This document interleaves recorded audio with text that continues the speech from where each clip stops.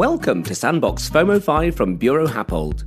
Each week we pick short snippets from our most recent episode for your listening pleasure.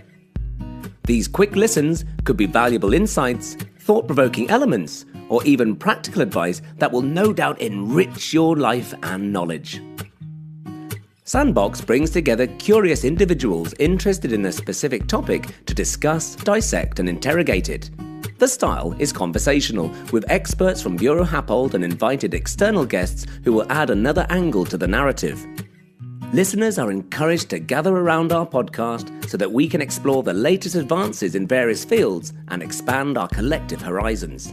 Sometimes we'll tackle a subject head-on, sometimes a sideways view, but always with curiosity, expertise, and who knows, maybe even a dash of humour. Basically, what is ESG? Can you summarise it for me? I'll go to Bianca first. Could you tell us a bit about ESG and what it's all about? To me, ESG is fundamentally taking sustainability, like both environmental and social sustainability, as well as governance issues, and translating them in a way that can be incorporated in financial and investment reporting structures, which is no easy feat.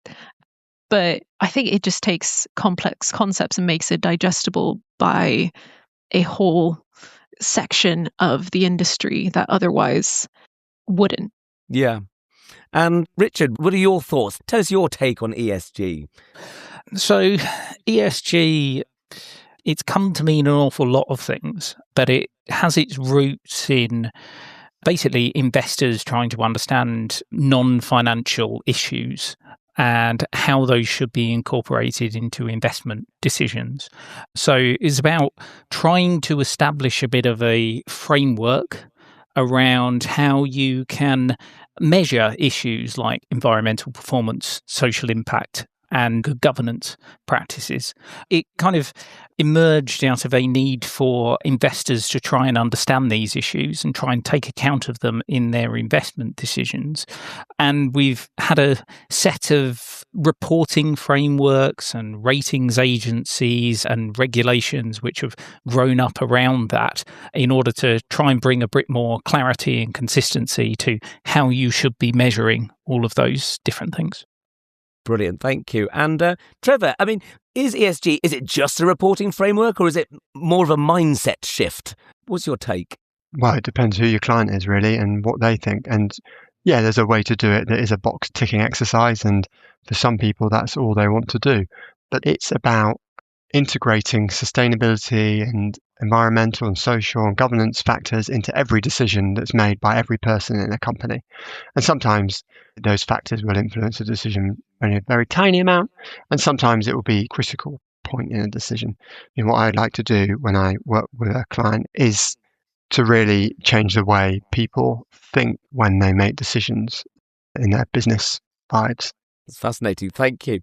Richard, we chatted about this last week. You were giving me some of the background as to how ESG came into being, and So basically, can you give us a little potted history of ESG? How long has it been about? Why did it come about? Good question. So ESG it doesn't have that long a history. It emerged out of the old CSR agenda, the old corporate social responsibility agenda, which was all about businesses trying to do more good.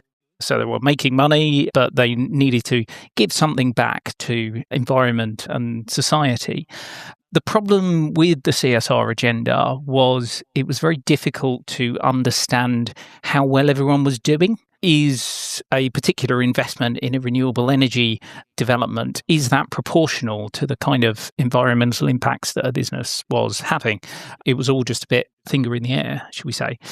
So ESG, was first coined it was a UN Global Compact report called Who Cares Wins back in 2004, which basically tried to set out how non-financial indicators and issues could be integrated into investment decisions.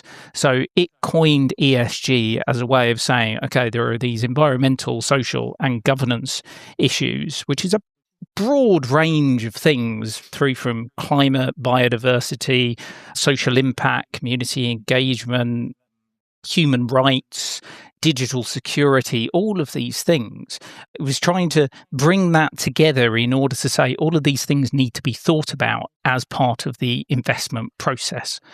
So it set out a set of principles around, okay, we need to try and measure these things and track them. And that might just be a tick box exercise of, have you got policies in place around particular issues, or have you put metrics in place to actually measure what your environmental performance, what your impact is on a local community? And that has then led to an explosion of various different ratings and frameworks. So there are different ratings agencies around ESG, people like Sustainalytics and EcoVadis and whatever. They all have different ways of having a look at all of these non-financial issues and putting ratings on them. And then there are a whole set of disclosure frameworks which have also emerged. So the ISSB, the International Sustainability Standards Board, was established a few years ago, which has tried to pull together all of the different ESG reporting frameworks, which will allow you to disclose things like, what are the most material topics for you? What are the sort of climate impacts that are most relevant for you as a business?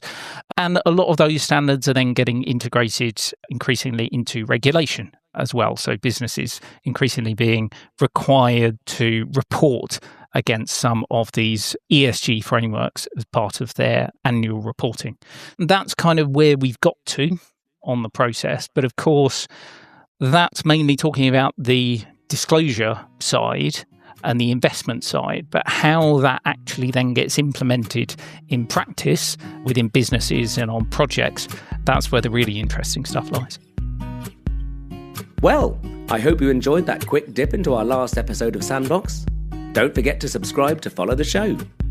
You'll find Sandbox in all the usual places, including Apple Podcasts, Spotify, Buro Happold's YouTube channel, and on the Buro Happold website. What's more, if you want to join the conversation on X, known as Twitter to his old friends, use the hashtag BHSandbox. We'd love to hear from you on any of the topics discussed.